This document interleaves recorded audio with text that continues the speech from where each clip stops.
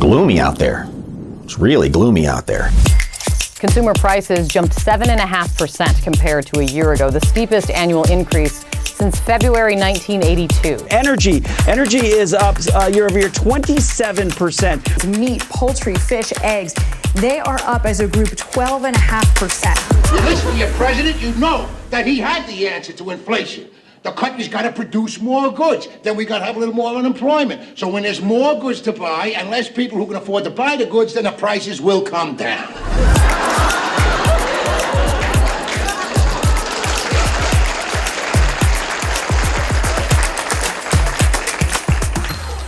That is the stupidest damn thing we've ever seen.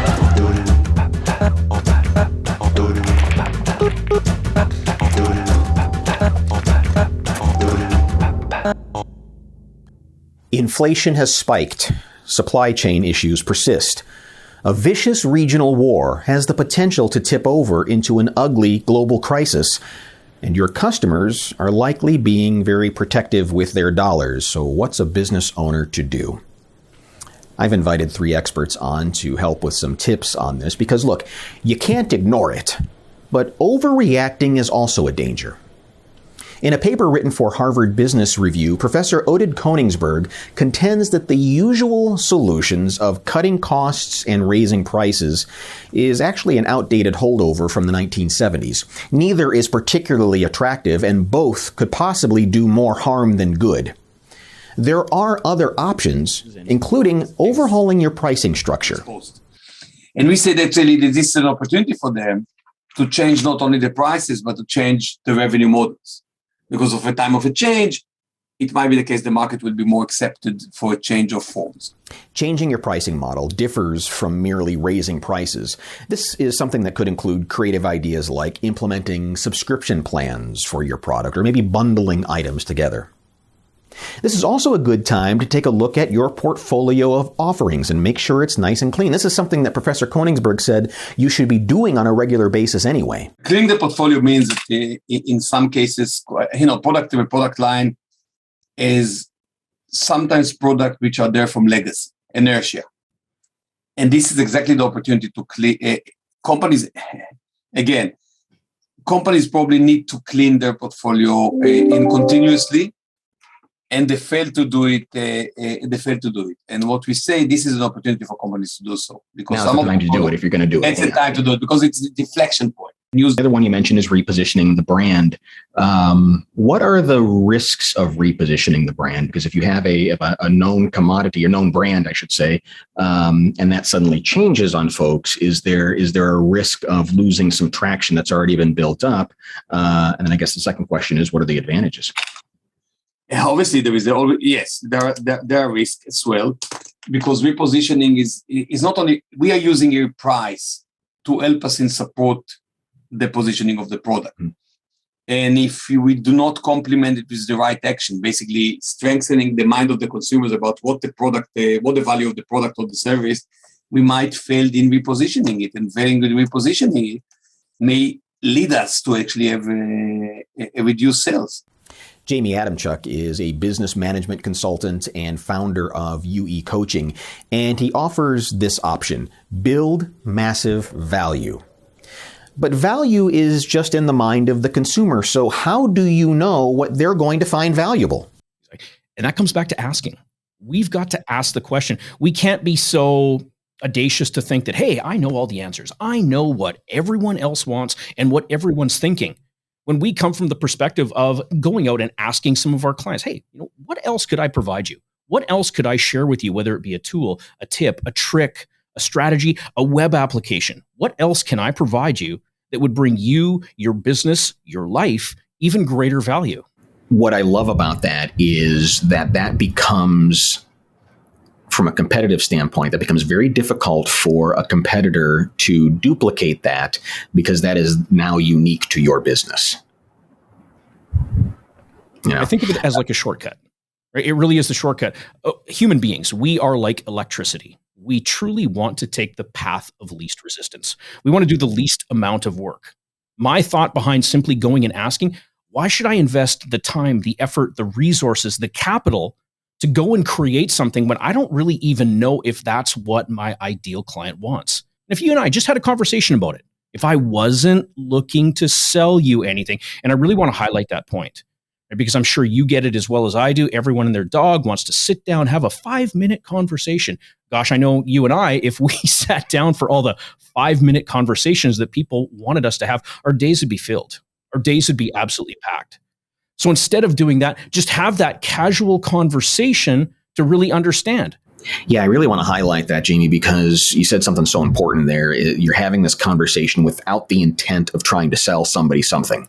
And that's when our guard goes up. Hey, would you like to sit down and talk about life insurance? No, I do not want to sit down and talk about life insurance because I know what's going to come at the end of this. But when you start to ask questions about what really are people's habits, what their lives are like, you can start to hear some clues in there of what would then provide them value as you start to put these things on top of things.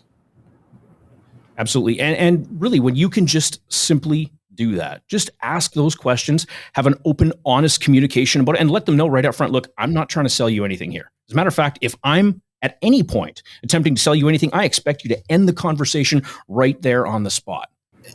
Two things come to mind as you're saying that. If a business is selling a product, I think an opportunity here is you could bundle a product with another product to add some value. If a business is more of a service-based business and you're selling this service, can you add another service on top? Something that's not going to dramatically eat into your profits, but when a customer looks at this, they go, "My gosh, I have to do this. This is just too good."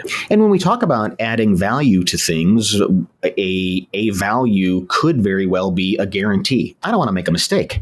There are so many choices out there. I don't want to goof this up. How can you promise me that I'm not going to goof this up? Or what are you going to do to stand behind your product, your service, whatever it is that you're delivering to people that says, don't worry, you're not, this is not a mistake and you're only going to benefit from it is another way to add value.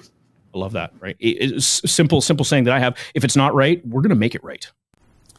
Steve Ray, one of our senior partners with a substantial pedigree of running successful businesses and consulting several dozen others, says that now it's more important than ever to adhere to your company's core values. What are your fundamental core values of your business? Don't stray from those. If you are going to cut something that is not part of those core values, those strategic business things that you do on a regular basis. It's so difficult, but it takes a lot of work. And I think that one of the best things that you can do is involve your entire team on it. Like, don't try to hide it from your staff and say, "Oh my God, it's inflation times, and we're suffering here, and we've got to." And so randomly, we're going to cut this, and this in order to kind of get through. If you get everybody together and talk about it and work it out together, and maybe you hire somebody in house, or you assign somebody the job of, let's look for things that we can cut without affecting core values, without affecting our long-term viability. What are customers wanting right now? It seems to me that this is an atmosphere for people to say, well, all they want right now is a low price. And to some extent, that's probably true. They're obviously spending money, otherwise we wouldn't have inflation. They're spending a lot of money. So what is it that they are wanting? It seems like they're going to be very discerning with their money. So what is it they're wanting and looking for from businesses right now? Well, it depends if they're a transactional customer or a relational style customer. So let's look at the transactional. The transactional will always look for the best deal no matter what, wherever they can get it. And they will still be fighting, and they will still be clawing and just doing everything they can to get the best price. So the relational customer is looking for somebody that they can trust.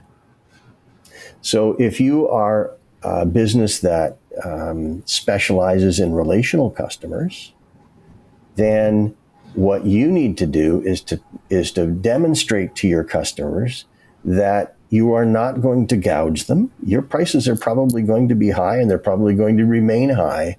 But you will maybe find something that you can do that will be an added value for them. Is there something that you can do that will increase their trust in you? Will you guarantee or promise to them that for the next 6 months or 8 months or a year, you're not going to increase your prices? Yeah. You're going to hold the line on that no matter what pressures that you're under. And what I hear you saying also is that although things are changing economically and the world is right now pretty hot and on fire, these fundamentals are true in good times, bad times. There's always going to be a transactional customer who wants a cheap price. There's always going to be a relational customer who appreciates the value and will garner you more profit for it. Guess which one is more valuable to you, right? Yeah. So it's absolutely true. And, you've pointed out a very fundamental thing about what we're talking about. It is a business fundamental. Do the things right all the time.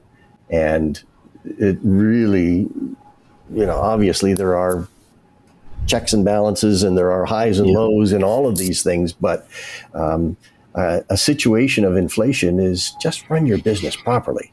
Yeah. Do it well. Look after your people, look after your clients, look after all of the things that matter to the bottom line. You keep doing that and you'll be fine. And if you aren't doing it, it's time to start. Absolutely it is. It's like there is no better time to start than now. Yeah, because you really do have to wrap your arms around these folks right now more than ever. That's right. Because they might get a little more skittish than they usually are. Yeah.